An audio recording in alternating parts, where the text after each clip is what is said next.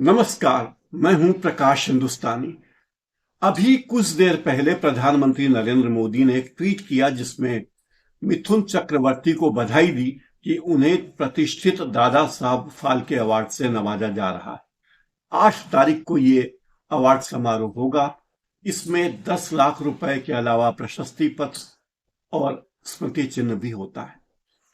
सवाल ये उठ रहा है बार बार कि जो मिथुन चक्रवर्ती नक्सलवादी आंदोलन से जुड़े माने जाते हैं, जिन्हें नक्सलवादियों से जुड़ा कहा जाता था, ये भी जिनके बारे में चर्चा थी कि वो नक्सलवादियों के हितचिंतक रहे हैं, उन्हें आखिरकार अब जाकर ये राष्ट्रीय अवार्ड क्यों दिया गया? इतनी देरी क्यों लगी? क्या इसके पीछे कोई राजनीतिक कारण भी रहा हो?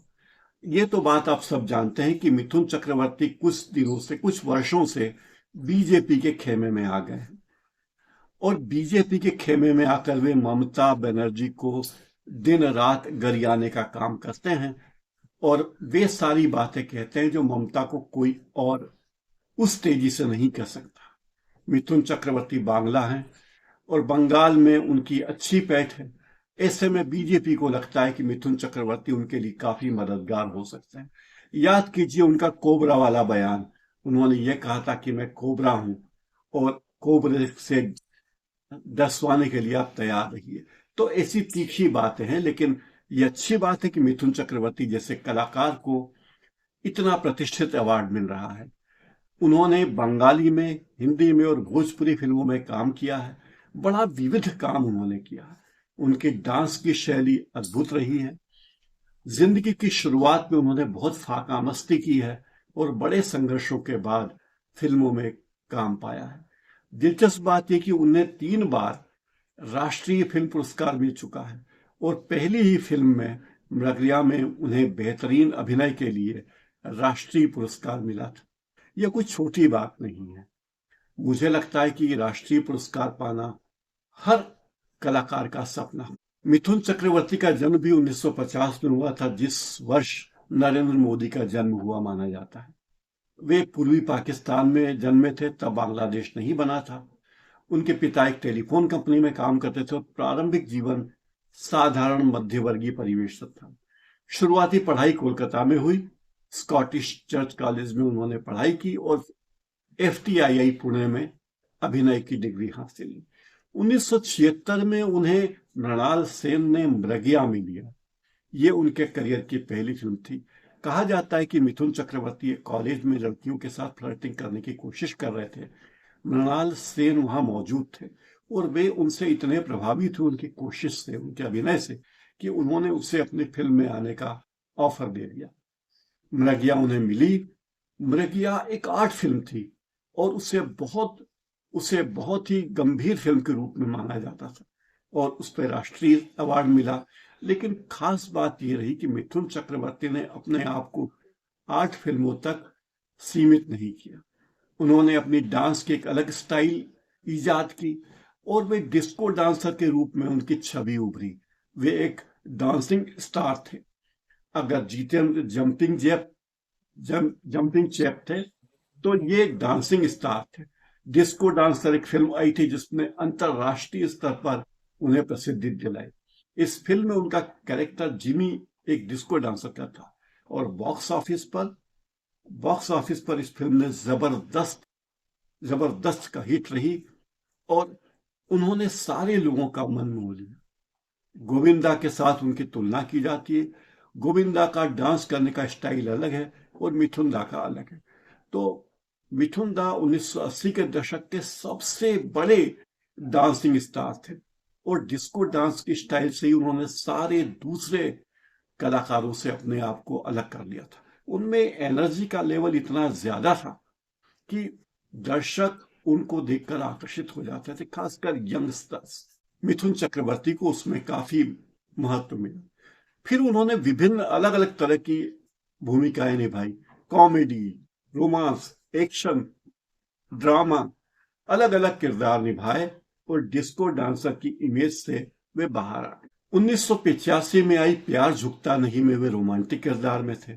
1990 में अमिताभ बच्चन के साथ उन्होंने अग्निपथ में काम किया था। फिर उन्होंने कृष्णा अय्यर MA की के रोल को उनके काफी पसंद किया गया।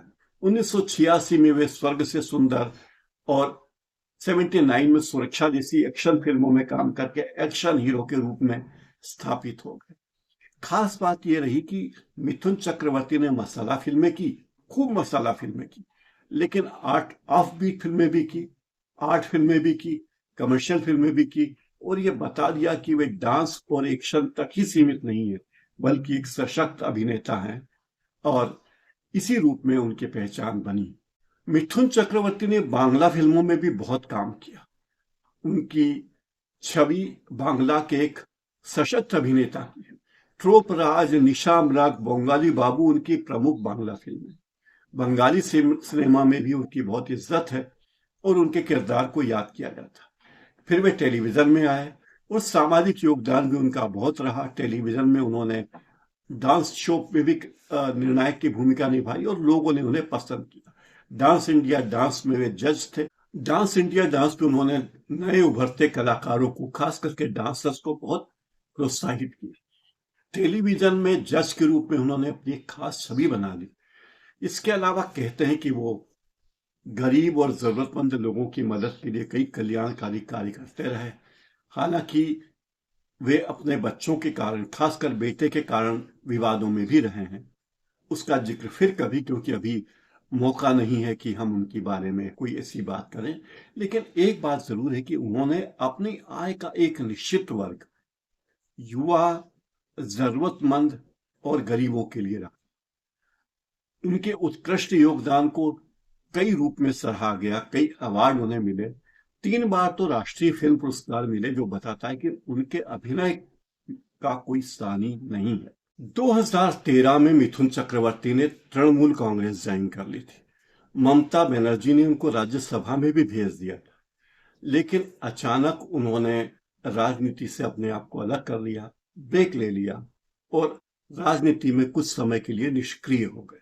2021 में कोलकाता में प्रधानमंत्री नरेंद्र मोदी की उपस्थिति में वे वापस राजनीति में सक्रिय हुए और भारतीय जनता पार्टी में शामिल हो। मिथुन चक्रवर्ती के बीजेपी में आने से बीजेपी के प्रचार विभाग को बड़ी ताकत मिली और यह लगा कि बीजेपी सब तरह के लोगों को अपने यहां जगह देती है। मिथुन चक्रवर्ती को बीजेपी ने बंगाल में अपना स्टार प्रचारक बना रखा था। प्रधानमंत्री नरेंद्र मोदी से मिलने के पहले वे कई बार आरएसएस के चीफ मोहन भागवत से भी मिल चुके थे और वे कहते थे कि हमारी इस बातचीत का उद्देश्य सांस्कृतिक मुद्दों पर चर्चा करना है। एक और बात बीजेपी के लिए बहुत मुफीद है कि मिथुन चक्रवर्ती न केवल बंगाल में बल्कि अल्पसंख्यकों में भी काफी लोकप्रिय रहे हैं। उनकी फिल्मों को सभी धर्मों के लोग देखते और पसंद करते रहे हैं और उनकी छवि एक अलग तरह के कलाकार की रही। तो हो सकता है कि मिथुन चक्रवर्ती को बीजेपी में आने का, नरेंद्र मोदी की उपस्थिति में बीजेपी ज्वाइन करने का, उनके साथ सभा में बोलने का फायदा मिला हो। लेकिन ये बात तय है कि वे अच्छे कलाकार हैं और अच्छे कलाकार राजनीति में आए, अच्छा काम करें तो सभी को अच्छा लगता है। तो मेरी राय में मिथुन चक्रवर्ती को इनाम मिला है, ये वे उसके हकदार थे। आपको क्या लगता है, क्या मिथुन चक्रवर्ती को राजनीति के कारण ये सम्मान दिया गया है? आप अपनी राय कमेंट बॉक्स में जरूर लिखिए और मेरे इस चैनल को लाइक और सब्सक्राइब जरूर कर लीजिए और बेल आइकन दबाना तो भूलिए ही मत।